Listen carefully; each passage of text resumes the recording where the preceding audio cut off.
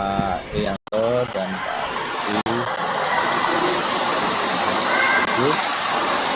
Oke, tadi ya kita bicara tentang teori belajar ya, constructivism, ya, kemudian ada apa lagi? Ada cognitivism, ada apa lagi?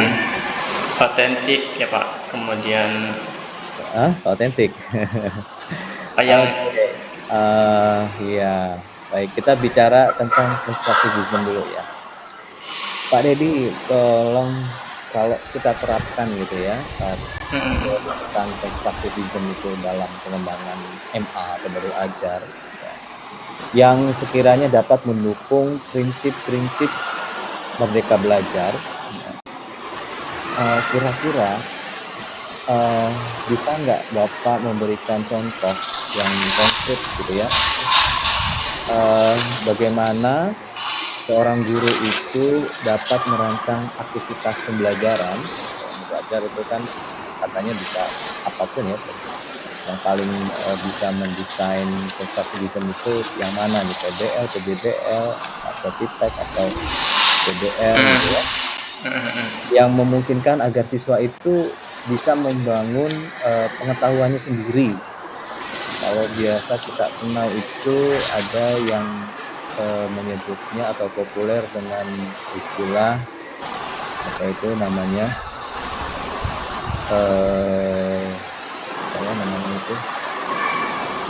saya lupa ya. DBL. Bukan. Inquiry. Bukan. Pembelajar mandiri, apa, independent learner. Independent, oke. Tapi ada lagi istilah yang lebih cocoknya itu ya. Bagaimana agar autonomous learner, ya sorry. Ya. Ya, bagaimana Otonomi agar, ya. autonomous learner ya. Bagaimana agar siswa itu bisa membangun atau merancang sebuah ya, guru itu kan memfasilitasi aktivitas itu dalam rancangan modul ajar gitu kan. Betul. Bagaimana cara agar nanti siswa itu dapat secara mandiri gitu membangun pengetahuannya gitu. Dengan desain constructivism itu seperti apa? Baik, jawab ya Pak ya. Oke, bismillahirrahmanirrahim. Terima kasih Pak atas pertanyaannya. Terkait landasan teori pembelajaran, pada dasarnya untuk PBL, PJBL maupun DBL itu terdapat kontraktivisme ya, atau kontraktivism seperti itu, di mana pengetahuan dibangun secara aktif oleh individu melalui pengalaman dan interaksi mandirinya seperti itu. Nah, yang tadi Bapak pertanyakan adalah bagaimana cara membangun autonomism itu, yaitu yang seperti yang pernah saya berikan pada peer teaching kemarin, di mana saya menggunakan yaitu DBL, Discovery Based Learning, di mana di dalamnya terdapat konstruktivisme, kemudian inquiry dan autonomi. Nah, di mana di sini yang saya terapkan, kalau autonomi tersendiri itu menentukan arah pembelajaran yang mereka tentukan.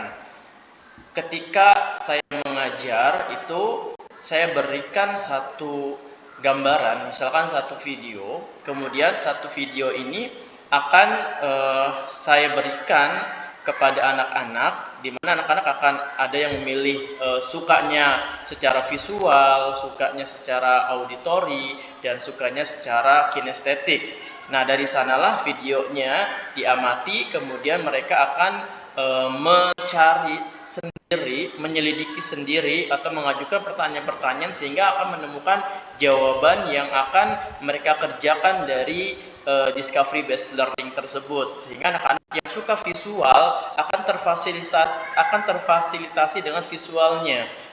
Misalkan ada yang kinestetik, bisa terfasilitasi dengan kinestetiknya, dan auditori juga demikian. Contohnya pada pembelajaran PAI kemarin, yaitu perilaku terpuji, di mana anak-anak menonton tayangan tentang sebuah kasih sayang, perilaku terpuji, kasih sayang ataupun empati, dan mereka akan yang visual, mereka akan menggambarkan, mereka membuat proyek menggambar tentang kasih sayang. Kemudian yang auditorinya, mereka akan bercerita tentang kasih sayang mereka terhadap lingkungannya, terhadap keluarganya maupun makhluk Allah yang lainnya. Dan yang kinestetiknya mereka akan menggali dengan cara mereka bermain peran sehingga semua siswa terfasilitasi atas pembelajaran yang dilakukan. Seperti itu, Pak. Oke. Mungkin nggak pelaksanaan ini secara real time dalam 2 JPL itu dilakukan sampai dengan tahap evaluasi. Apakah waktunya cukup atau bagaimana Bapak bisa memfasilitasi semuanya? Karena ketika setiap KKTP ya yang dibangun ya, itu kan perlu difasilitasi perbedaannya. Artinya ini perlu memakan waktu, perlu waktu yang cukup lah. Betul. Apakah memungkinkan atau tidak? Atau kalau memungkinkan bagaimana ininya apa namanya tips seperti apa strateginya itu bagaimana? Iya Pak, kalau yang sudah pernah saya terapkan memang memerlukan setidaknya 2 kali pertemuan Pak sampai ke tahap evaluasi. Nah untuk tahap pertemuan pertama di mana anak-anak masih mencari atau menggali informasi yang akan didapatnya sampai ke tahap menemukan ide ataupun karangan pribadinya menuangkan pada lembaran-lembaran kertas maupun lembaran-lembaran yang mereka catat. Nah, untuk pertemuan kedua itu baru menyelesaikan proyeknya sampai ke tahap evaluasi. Memang perlu 2 kali pertemuan, Pak, kalau yang saya pernah lakukan. Kalau seandainya 1 kali pertemuan itu bisa, tapi ya tidak maksimal nanti akan hasilnya. Seperti itu, Pak. Oke. Good. Pertanyaan kedua ya.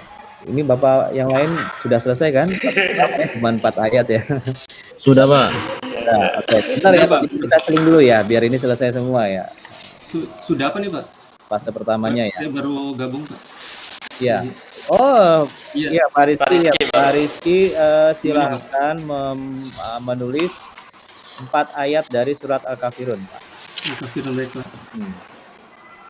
Tadi yang pertama saya minta Pak Lutfi tolong backgroundnya dihapus dulu biar nanti pada saat menampilkan tulisan itu terbaca. Pak Rianto dulu ya, Pak Rianto. Silakan Pak dilihatkan. Bocang, Pak. Iya. Ke atas lagi dikit. Nah, oke.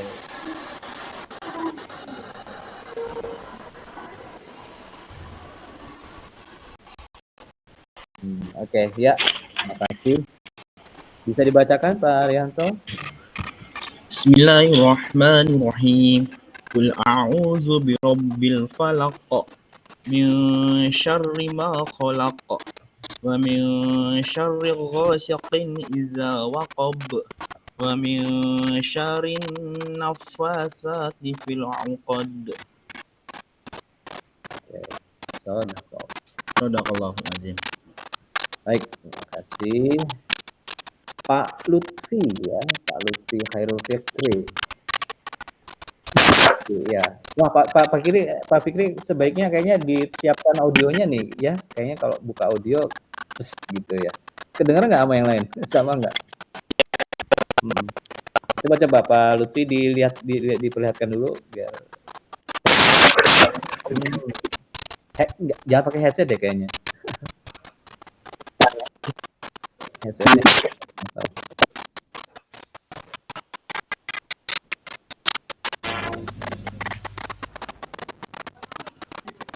Cek sound, silakan. Coba Pak Lutfi, nyalain mic-nya Pak Lutfi. Coba ngomong.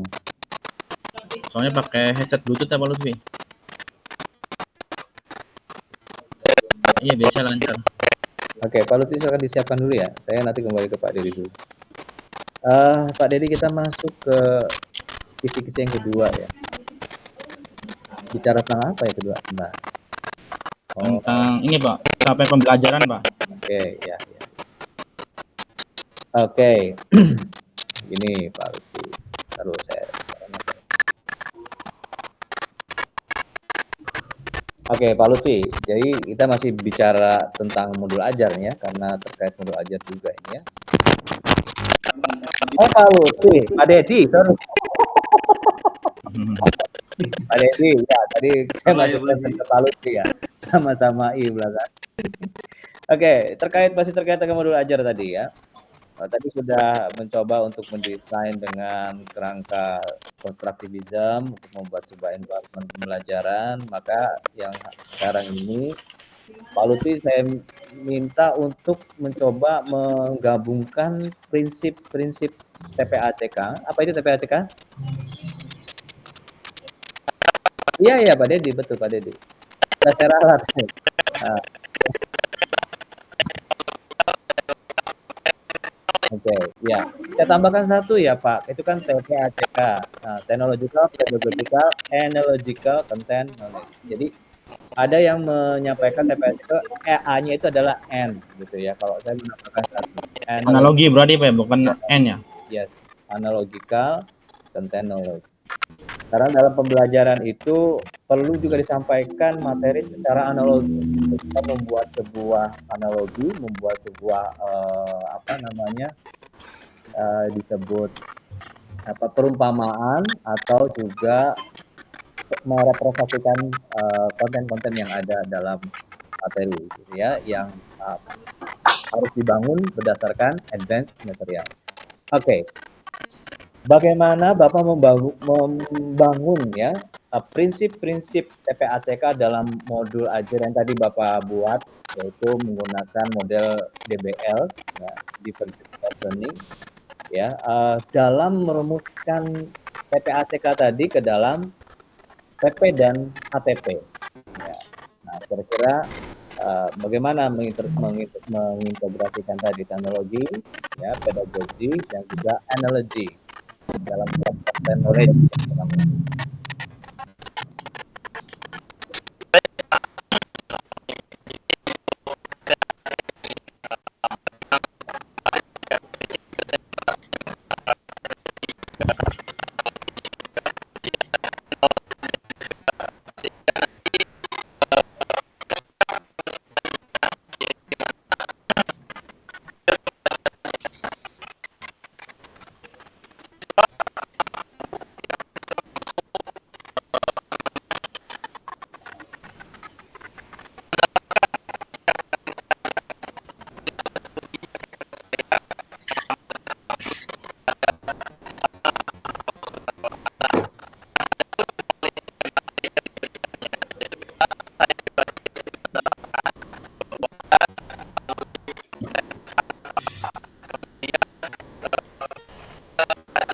LKPD.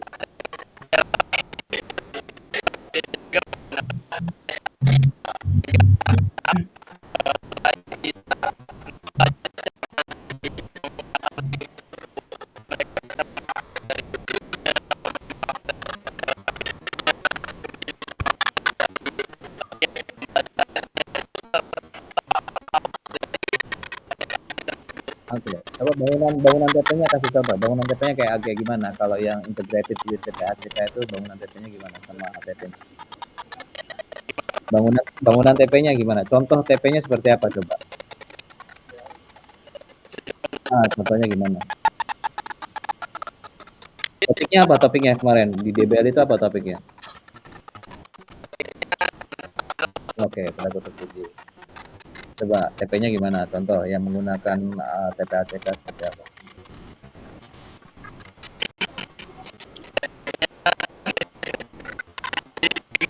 Siswa mampu apa Pak ya?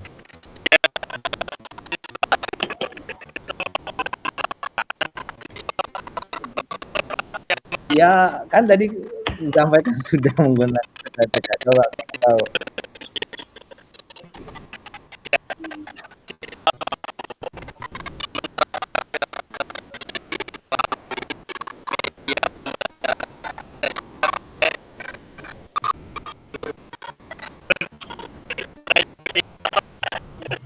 Ya, oke. Ya mohon maaf kita tidak bisa membahas di sini ya.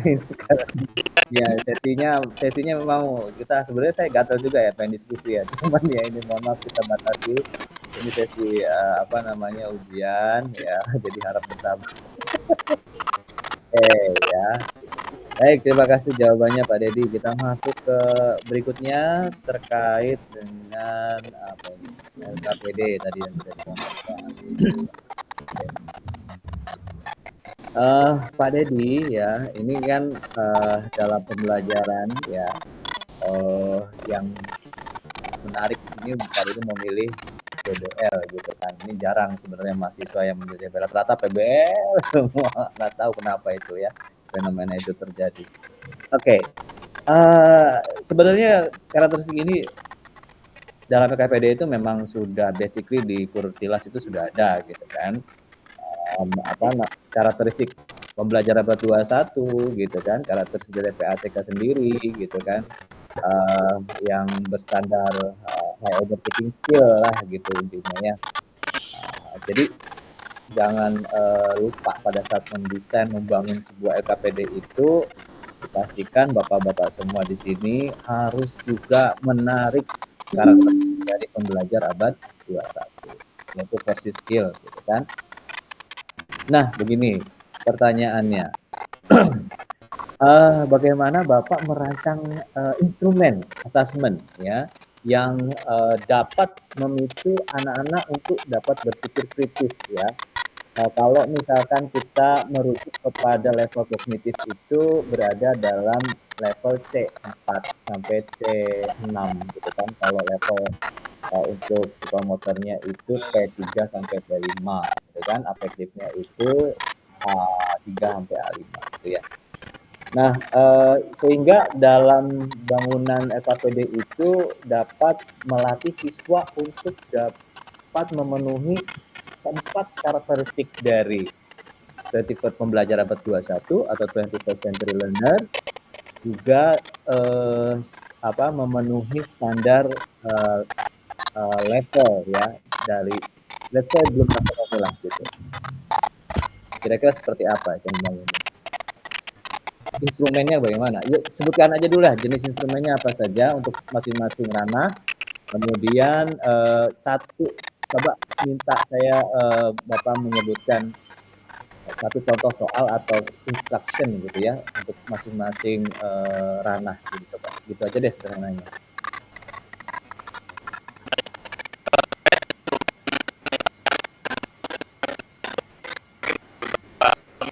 Sebenarnya bukan instrumen penilaian, ini instrumen untuk membangun LKPD. Beda ya, untuk penilaian itu dengan LKPD. LKPD itu kan kita membangun misalkan behaviorism secara behavioristik, secara kognitivistik gitu kan, atau secara teori yang lain gitu kan. Nah ini bagaimana membangun kemampuan siswa yang meningkat gitu seperti apa? Gimana coba? Contohnya soal itu bukan hanya untuk mengevaluasi ya, tapi untuk melatih. Karena saya tadi sebutkan juga ada soal dan juga ada instruction atau instruksi.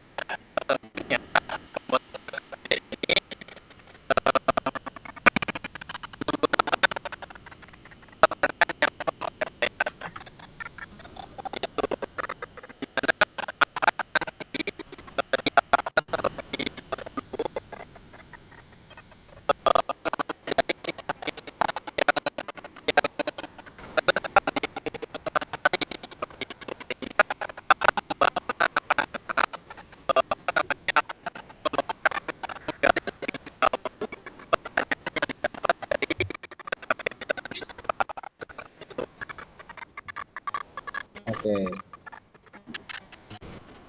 Tadi nggak nyebutin contohnya ya.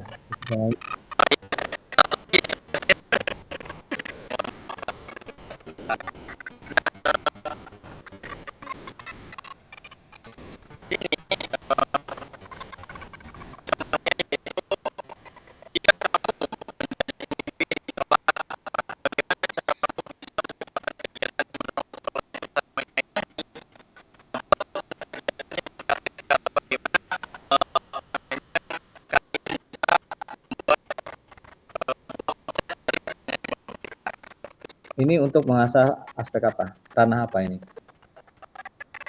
Afektif, kognitif, atau motor? Afektif. Oke. Jadi desainnya apa kalau afektif itu? Desain instrumennya apa?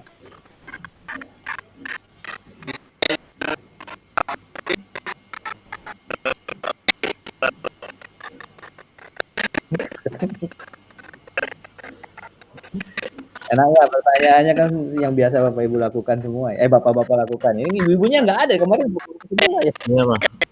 Makanya bosan apa ya Bapak bos Pak? Ibu-ibu besok, Pak. Nah.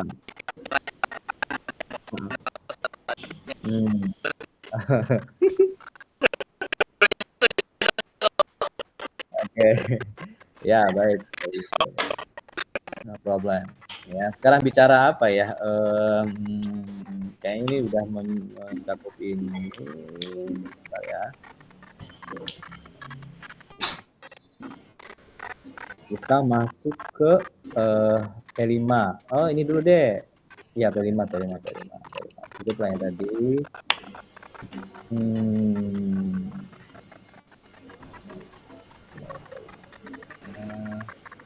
Sudah berapa kali melakukan kegiatan P5 PPRA, Pak?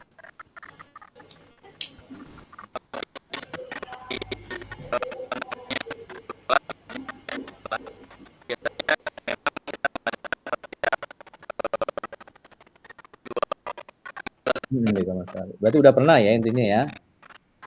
Iya. Kenapa harus ada P5? Harus ada PPRA?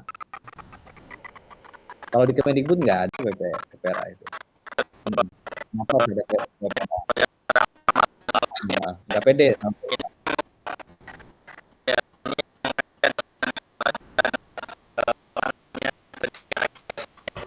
Oh gitu.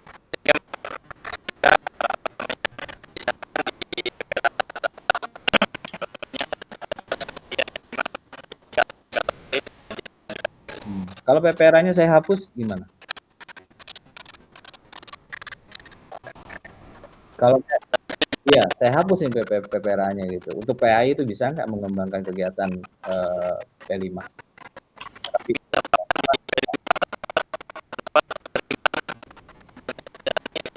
apa yang diambil?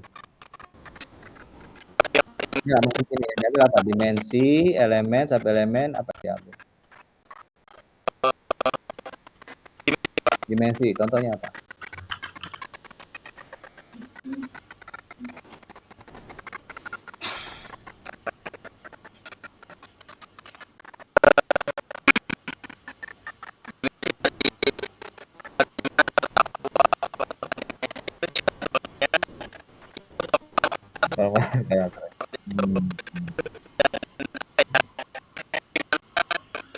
Ada berapa dimensi coba kira-kira di level Bapak ini di mana SD ya? Di apa? Di fase apa? C, D? Oh, C. Apa B? Oh, fase A. Waduh. Tantangan tersendiri di fase A ini. Ya. Oke. Ya. Pertanyaan terakhir untuk Pak Dedi. Nah, ini mungkin saya kalau Pak Dedi nggak bisa jawab ya wajar lah, karena ini termasuk yang jarang dilakukan oleh guru ya, terkait dengan PTK. Tapi ya karena sudah belajar di PPG ya pasti tahu kan.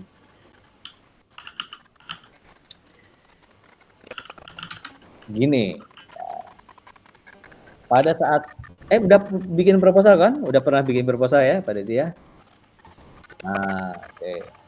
Jadi gini, desain dari PPK itu adalah PAOR gitu kan ya. Itu yang menjadi karakteristik dari PPK dan menjadi karakteristik utama dari PPK gitu kan. Saya ini begini, Pak Dedi coba menjelaskan apa itu PAOR gitu kan. Kemudian data kualitatif dalam PAOR itu yang mana yang diambil?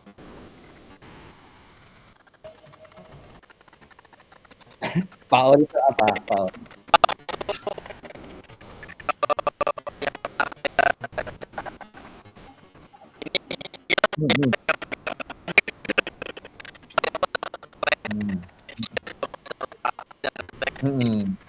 Ya, betul. Nah, data kualitatif yang diambil dari Pak Or itu yang mana? Kita bisa ngambil data kualitatif di sintaks yang mana dari Pak Or tadi?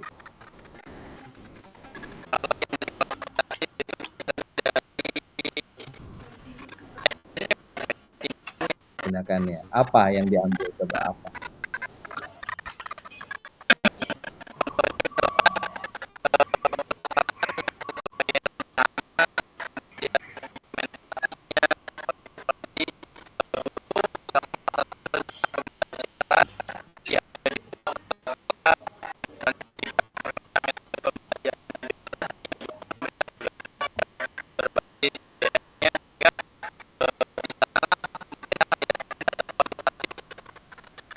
Oke, good. Bagus.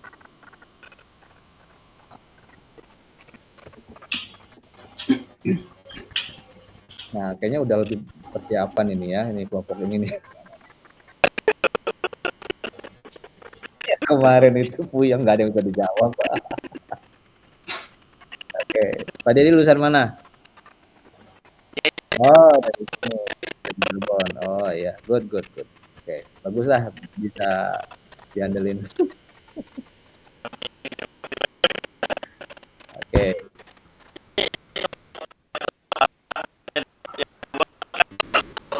Nggak apa-apa, kan lebih santai sekarang. Oke, Pak Dedi bisa siapin perekaman berikutnya ya. Ini bisa dipotong dulu boleh ya. Berikutnya